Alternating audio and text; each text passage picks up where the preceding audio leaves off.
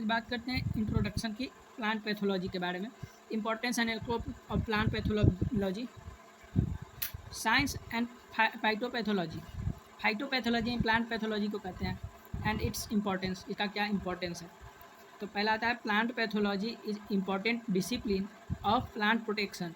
मतलब plant pathology एक बहुत महत्वपूर्ण व्यवस्था या अभ्यास है इसके लिए, प्लांट को प्रोटेक्शन करने के लिए, प्लांट को सुरक्षा प्रदान करने के लिए। It deals with disease in plants, their cause, aetiology, epidemiology and resulting losses and management. ये जो है ये प्लांट के डिजीज और उसके कारण के बारे में अध्ययन करता है और साथ ही उसके लॉसेस और मैनेजमेंट्स के बारे में।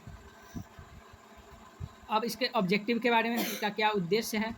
तो study living, non living and environmental cause of disease in plant. मतलब ये जो है लिविंग या नॉन लिविंग इन्वायरमेंटल कॉज, मतलब जो लिविंग से इफेक्ट होता है, जो कारण लिविंग के हैं या फिर नॉन लिविंग से होते हैं, वो सारे प्लांट डिजीज के कारणों का अध्ययन इसी में दौरान करते हैं। और study mechanism of disease development, मतलब डिजीज के डेवलप होने का क्या कारण है उसके मैकेनिज्म को अध्ययन करते हैं। अब study interaction between host and disease, मतलब डिजीज यानी रोग और होस्ट यानी जो प्लांट है उसके बीच में क्या इंटरेक्शन होता है, क्या रिलेशन है कि डिजीज उत्पन्न होता है, उसका अध्ययन करते हैं। अब बात करते हैं to develop a system to manage disease and reduce cause of disease.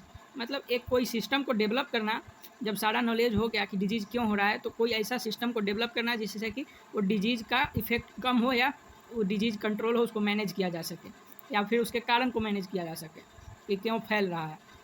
अब बात करते हैं इम्पोर्टेंस की। डिजीज का इम्पोर्टेंस क्या है। Importance, it reduce loss by disease in crops. ये जो है लॉस क्रॉप में जो डिजीज के द्वारा जो घाटा होता है, जो क्षति होता है, उस लॉस को कम करता है। About 34% losses caused by plant disease. मतलब ये जो प्लांट डिजीज हैं उसके कारण 34% लॉस होता है एग्रीकल्चर फील्ड में। अब 12% जो है वो डिजीज और 11% नेमाटोड्स और 7% इंसेक्ट पेट्स के द्वारा किया जाता होता है और 3% वीड्स के कारण। अब आउट ऑफ 100, मतलब पूरे 100 में, इन हॉर्टिकल्चर वे plant and plant protection not implemented then annual loss 30 to 50%। मतलब जब हॉर्टिकल्चर में जब ये प्लांट प्रोटेक्शन या पैथोलॉजी का यूज़ नहीं होता है तो ये जो वार्षिक लॉस है या एनुअल लॉस कहें, ये 30 to 50% तक चला जाता है। अब बात करते हैं history of plant pathology with special reference Indian words. मतलब इंडिया के आधार पर क्या क्या इसकी हिस्ट्री है प्लांट पैथोलॉजी के, उसके बारे में बात करते हैं। इपीडेमिक्स यानी महामारी, आइडिस फेमिनिन जो आयरलैंड में 1845 ईस्वी में आया था, यहाँ पे दिया है। Caused by फाइटोपैथोज infectants in potato, ये जो है पोटैटो में आया था, मुख्य फसल पोटैटो में, ये आयरलैंड में आया था। ये महामारी के रूप में पूरे आयरलैंड के पोटैटो क्रॉप्स को ख़राब कर दिया था, जिससे बहुत सारे लोग भूखे मर गए थे। Thousands of peoples death due to this hunger and disease. मतलब इसके डिजीज़ के कारण जो है भूख से और उस डिजीज़ फैलने से बहुत आदमी मर गए थे। Then many people migrates from उत्तर कोरिया। Population of Ireland decrease 8 lakh to 5 lakh in 1940। मतलब ये जो है 8 लाख से 5 लाख तक हो गया था और ये 1940 में हुआ था। ये मतलब 1940 में जब डिजीज़ फैला था ये आयरलैंड में, तो उसके कारण बहुत सारे लोग भूख से मर गए थे या फिर इस डिजीज़ फैलने से, वो डिजीज़ होने से मर गए थे। और इसका जो है इससे बहुत सारे लोग पलायन कर गए थे, जिसके कारण इसका जनसंख्या 8 लाख से 4 लाख तक हो गया था। ये 1940 ईस्वी में हुआ था और आयरलैंड में हुआ था, इसलिए इसको आइडिस फेमिनिन कहते हैं। अब आता है single disease force. This single disease force to realise the importance of plant protection and then develop a new branch plant pathology for plant protection importance realise. मतलब यही जो फेमिनिन था, यही महामारी था जो प्लांट प्रोटेक्शन के महत्वपूर्ण योगदान को समझाया, उसके महत्व को बताया, जिससे कि प्लांट पैथोलॉजी एक नए ब्रांच का डेवलपमेंट या विकास हुआ, जिसको कहते हैं प्लांट प्रोटेक्शन या प्लांट पैथोलॉजी। अब आता है कुछ अदर एपिडेमिक्स या महामारी, जैसे व्हीट रस्ट जो गेहूँ में फैलता है, जिसको गेहूँ का जंग कहते हैं। राइस ब्राउन स्पॉट, और ये 1943 में एपिडेमिक्स ऑफ बंगाल के नाम से जाना जाता है। ये हिलमैंथोस्पोडियम के कारण फैला था, जो ओरियाजा सटाइवा या फिर राइस में होता है। अब आता है कॉफ़ी रस्ट। ये जो है 1867 ईस्वी में इन श्रीलंका हेमिलिया वास्टेट्रिक्स के कारण होता है और ये श्रीलंका में फैला था। अब इंडिया की बात करते हैं। Wheat rust cause loss 400 crore annually and in the year epidemic pathogen losses are 5000 crore. मतलब व्हीट रस्ट के कारण 400 करोड़ का वार्षिक घाटा होता है देश को, और ये जो पैथोजन्स हैं उनके कारण, उनके महामारी के कारण 5 करोड़ तक का लॉस होता है। And other in sugar cane, और जो लाल सड़न रोग होता है शुगर कैन में, और पोटैटो वायरस, आलू का जो वायरस होता है, राइस का ब्लास्ट रोग एंड अदर कॉजेज, ये सब के कारण भी बहुत सारे लॉस, पूरे मिला करके 5000, और जो एक सिर्फ व्हीट रस्ट के कारण होता है वो 400 करोड़ होता है, और पूरे अदर सारे को मिला करके अदर दूसरे जो हैं उन डिजीज़ के कारण 5000 करोड़ का लॉस होता है देश को वर्ष में। अब बात करते हैं effect in society. Infected grains और fruit contains many toxic substances जैसे एप्लाटॉक्सिक, मैडाटॉक्सिक, फेमनोसिन, और which cause stomach disease and madness, liver cancer, etc. मतलब ये जो है इन्फेक्टेड ग्रेन्स, जो हम अनाज लेते हैं जो इन्फेक्टेड होते हैं पैथोजन से, उनको खाने से वो उनमें जो टॉक्सिक एसिड्स होते हैं, टॉक्सिक मतलब विषैले पदार्थ जो होते हैं, विषैले सब्सटेंस, उनमें से जैसे एग्जांपल में दिया गया है एप्लाटॉक्सिक या फिमोनोसिन, ये जो है ये सब टॉक्सिक है जो पाए जाते हैं, जिसके कारण कि स्टमक डिजीज यानी पेट में जो बीमारियां होती है उनका, और मैडनेस यानी पागलपन, लीवर कैंसर यानी जो लीवर में कैंसर हो जाता है, वो सारे बीमारियां उत्पन्न होती है। And use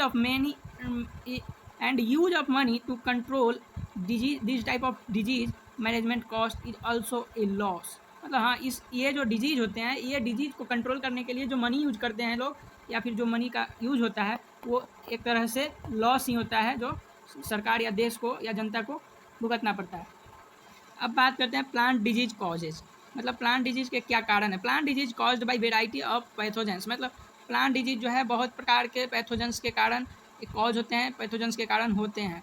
pathogen any agent और फैक्टर विच इंसाइटिज पैथोज, मतलब इन एन ऑर्गेनिज्म, मतलब किसी भी ऑर्गेनिज्म में किसी भी पैथोज यानी किसी डिजीज को उकसाने का, इनिशिटाइज करने का जो काम करता है, जो एजेंट, उसी को कहते हैं पैथोजन। यानी pathogen is a disease causing agent. ये एक प्रकार का एजेंट होता है जो डिजीज को कॉज करता है किसी ऑर्गेनिज्म में, किसी जीव में, किसी पौधे में। कोई भी ऐसा पदार्थ या एजेंट जो किसी जीव में रोग या बीमारी को उकसाता है या बीमारी को शुरू करता है, उसी को कहते हैं प्लांट पैथोजन या पैथोजन। प्लांट में करेगा तो प्लांट पैथोजन होगा, किसी ऑर्गेनिज्म में अगर करता है तो उसको पैथोजन कहेंगे। अब आता है कॉजेज, या कौन कौन से कॉजेज होते हैं। तो एक होता है एबायोटिक, एक मेजोबायोटिक, एक बायोटिक होता है। एबायोटिक यानी जो वातावरण के कारण फैलता है, जो डिजीज वातावरण के कारण होते हैं, उसको एबायोटिक। मेजोबायोटिक के जो मध्य, मतलब वातावरण और बायोटिक दोनों मिला करके जो फैक्टर्स होते हैं उनके कारण होते हैं। बायोटिक यानी सिर्फ ऑर्गेनिज्म या जीवों के कारण जो होते हैं उसको बायोटिक कहेंगे। अब आता है पहला एबायोटिक। एबायोटिक डिफिशियंसी और एक्सेस ऑफ न्यूट्रिएंट्स, मतलब डिफिशियंसी किसी भी न्यूट्रिएंट का घट जाना या फिर किसी भी न्यूट्रिएंट का बहुत ज़्यादा हो जाना डिजीज कॉज करता है या रोग उत्पन्न करता है। पोषण के कमी या अधिकता से होने वाले रोग जैसे खैरा, राइस, ब्लैक टिप मैंगो। अब आता है mesobiotic. Mesobiotic neither living nor non living, मतलब न तो लिविंग और न ही नॉन लिविंग, ये दोनों में से किसी के द्वारा नहीं होता, ये दोनों के बीच का है। जैसे वायरस या विरोइड्स के कारण, वायरस जो होता है और विरोइड्स होता है, ये दोनों जो है ये नॉन लिविंग कहलाते हैं, नॉन लिविंग कहलाते हैं, क्योंकि इनमें दोनों लक्षण पाए जाते हैं। वायरस और विरोइड जो है नॉन लिविंग में जब तक रहेंगे तब तक नॉन लिविंग की तरह रहते हैं, जैसे ही लिविंग से अटैच होते हैं ये लिविंग की तरह एक्ट करने लगते हैं, इसीलिए इनको बीच में रखा गया है, और इसके कारण जो होते हैं उसको मेजोबायोटिक कहेंगे इन डिजीज को। अब आता है बायोटिक या लिविंग। बायोटिक या लिविंग में लिविंग सेलुलर ऑर्गेनिज्म, मतलब जो लिविंग है, सेलुलर ऑर्गेनिज्म है, उनके कारण अगर कोई बायोटिक डिजीज होता है तो उसको बायोटिक डिजीज, या सजीव कोशिकीय जीव के कारण जो डिजीज उत्पन्न होगा उसको बायोटिक या जैविक पैथो डिजीज को कहेंगे, रोग, जैविक रोग कहेंगे, या बायोलॉजिकल रोग कह सकते हैं। अब बात करते हैं प्रोकैरियोटिक क्या होता है, प्रोकैरियोट्स क्या होते हैं। ये जो है यूनिसेलुलर होते हैं, लैकिंग ट्रू न्यूक्लियस होते हैं, यानी ट्रू न्यूक्लियस उसमें नहीं पाया जाता है, यानी जो उसका जो न्यूक्लियस है वो एक्सकैटर्ड होता है, यानी बिखरा होता है पूरे साइटोप्लाज्म में। और फाइटोप्लाज्मा यानी ये जो है पिच एक्स, फाइटोप्लाज्मा, फास्टिडियस, बैक्टीरियस, स्कॉर्च यानी झुलसना, ये सारे रोग्स हैं जो इस कारण है, इसके कारण है रोग्स के। अब आते हैं eukaryotic. Eukaryotic organism true nucleus, मतलब ये जो ऑर्गेनिज्म है उसमें ट्रू न्यूक्लियस पाया जाता है, इसके न्यूक्लियस जो है एकदम संगठित होते हैं या फिर इकट्ठा होते हैं, या फंगी स्टर्मिनोपाइल्स में पाया जाता है, तो ओमाइसीटीज कहते हैं, protozoa, algae, metazoa, nematodes, prokaryotic flower plants इटिस में पाया जाता है।